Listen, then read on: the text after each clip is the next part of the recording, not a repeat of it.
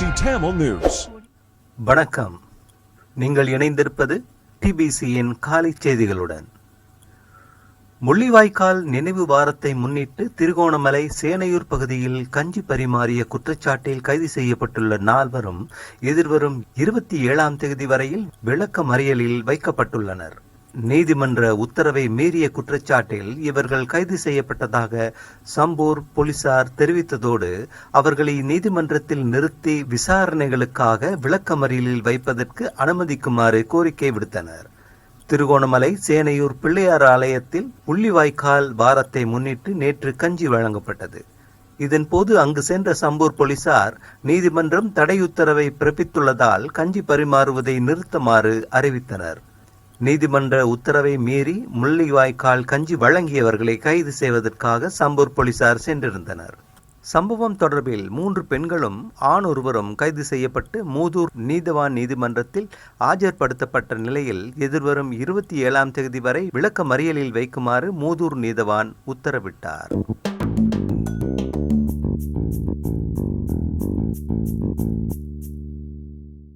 இலங்கை தமிழரசு கட்சியின் ஏற்பாட்டில் வட்டுக்கோட்டை தொகுதி கிளையினால் முள்ளிவாய்க்கால் கஞ்சி விநியோகமும் முள்ளிவாய்க்கால் நினைவு ஊர்தி பவனியும் 10:30 மணி அளவில் சாவகச்சேரி பேருந்து நிலையத்திற்கு அண்மையில் அமைந்துள்ள சிவன் ஆலயத்தில் முன்னெடுக்கப்பட்டது.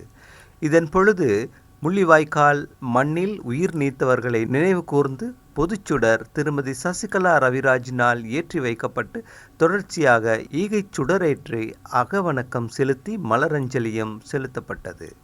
தொடர்ந்து முள்ளிவாய்க்கால் நினைவு கஞ்சியும் விநியோகிக்கப்பட்டதோடு தமிழின படுகொலையை அடையாளப்படுத்தும் முள்ளிவாய்க்கால் நினைவு ஊர்தியும் இதேவேளை முள்ளிவாய்க்கால் கஞ்சியும் விநியோகிக்கப்பட்டது. இதன் பொழுது முள்ளிவாய்க்கால் கஞ்சியின் வரலாற்றினை உள்ளடக்கிய துண்டு பிரசுரமும் வழங்கி வைக்கப்பட்டது. தொடர்ந்து படுகொலை செய்யப்பட்ட மாமனிதர் நாடாளுமன்ற முன்னாள் உறுப்பினர் ரவிராஜின் திருவுருவ சிலை முன்றலில் முள்ளிவாய்க்கால் நினைவு கஞ்சியும் விநியோகிக்கப்பட்டன. இதேவேளை கொடிகாமம் பேருந்து நிலையத்தில் முன்னாள் பிரதேச சபை உறுப்பினர் சிவனேசன் தலைமையில் முள்ளிவாய்க்கால் கஞ்சி விநியோகம் முன்னெடுக்கப்பட்டது. தொடர்ந்து இன்று 14ஆம் தேதி வடமராட்சியிலும் 15ஆம் தேதி கோப்பாய் மானிப்பாய் நல்லூர் பிரதேசங்களிலும் 16ஆம் தேதி வட்டுக்கோட்டையிலும் 17ஆம் தேதி வேளனையிலும் 18ஆம் தேதி காரை நகரிலும் இந்த ஊர்தி பயணிக்கும். இறுதி நாள் நினைவேந்தல் சங்கானை பேருந்து தரிப்பிடத்தில் மாலை 5 மணிக்கு இடம்பெறும். முள்ளிவாய்க்கால் நினைவு தூபி தங்கள் பிரதேசங்களுக்கு வரும்பொழுது அங்கு மக்கள் அணிதிரண்டு ஆத்மார்த்தமாக அஞ்சலிக்குமாறு ஏற்பாட்டாளர்கள் கோரியுள்ளனர்.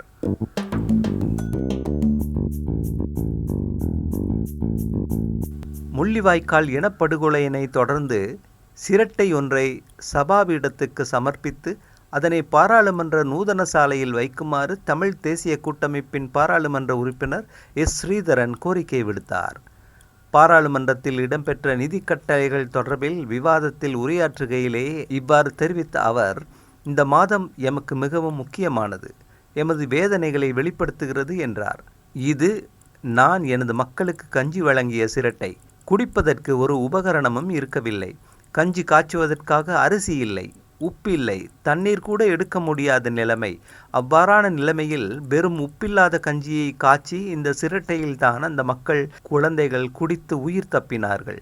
அதனால் முள்ளிவாய்க்கால் அடையாளமாக இந்த சிரட்டையை சபாபீடத்துக்கு சமர்ப்பிக்கின்றேன். தயவு செய்து பாராளுமன்றத்தின் நூதன சாலையில் இந்த சிரட்டையை வையுங்கள் என வலியுறுத்தினார்.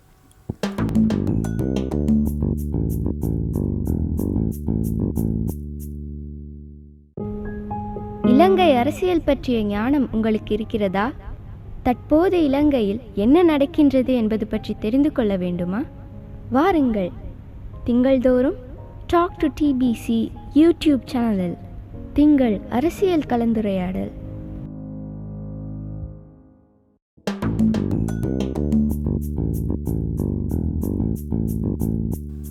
யாழ்ப்பாணத்திற்கும் தமிழ்நாட்டின் நாகப்பட்டினத்திற்கும் இடையில் 13ஆம் தேதி முதல் மீண்டும் ஆரம்பமாகவிருந்த கப்பல் சேவை எதிர்வரும் 17ஆம் தேதி வரை ஒத்திவைக்கப்பட்டுள்ளது.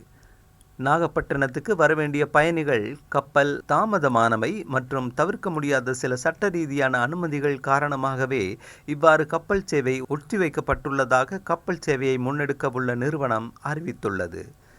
முன்பதிவு செய்த பயணிகள் பயணத் தேதியை மாற்றிக்கொள்ள முடியும் எனவும் அல்லது கட்டணத்தை மீளப் பெற்றுக்கொள்ள முடியும் என்றும் அறிவிக்கப்பட்டுள்ளது. நாகப்பட்டினத்தில் இருந்து காங்கேசன்துறைக்கு கடந்த ஆண்டு அக்டோபர் மாதம் 14ஆம் தேதி முதல் பயணிகள் கப்பல் சேவை ஆரம்பிக்கப்பட்டது. வடகிழக்கு பருவமழை காரணமாக கடந்த ஆண்டு அக்டோபர் மாதம் 23ஆம் தேதியுடன் இந்த பயணிகள் கப்பல் போக்குவரத்து இடைநிறுத்தப்பட்டிருந்தது. இந்நிலையில் இன்று முதல் இந்த கப்பல் சேவை மீண்டும் ஆரம்பிக்கப்படும் என அறிவிக்கப்பட்டிருந்த நிலையில் எதிர்வரும் 17ஆம் தேதி வரை ஒத்திவைக்கப்பட்டுள்ளதாக இன்று அறிவிக்கப்பட்டது.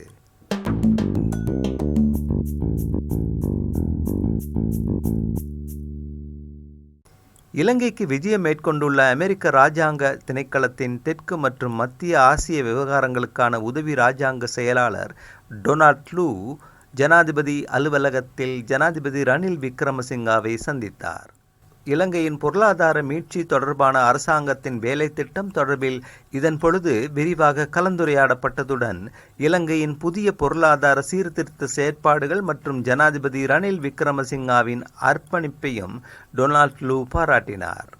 இந்த சந்திப்பில் ஜனாதிபதியின் தேசிய பாதுகாப்பு தொடர்பான சிரேஷ்ட ஆலோசகரும் ஜனாதிபதி பணிக்குழாம் பிரதானியுமான சாகல ரட்நாயக்க, ஜனாதிபதியின் செயலாளர் சமன் ஏகநாயக்க, இலங்கைக்கான ஐக்கிய அமெரிக்க தூதுவர் ஜூலி சாங், ஜனாதிபதியின் சர்வதேச விவகாரங்களுக்கான பணிப்பாளர் தினுக் கொலம்பகே உள்ளிட்டோர் பங்கேற்றிருந்தமை குறிப்பிடத்தக்கது. அந்த செய்தியுடன் நிறைவுக்கு வருவது இன்றைய டிபிசியின் காலை செய்திகள். மீண்டும் மாலை செய்திகளோடு சந்திப்போம். வணக்கம்.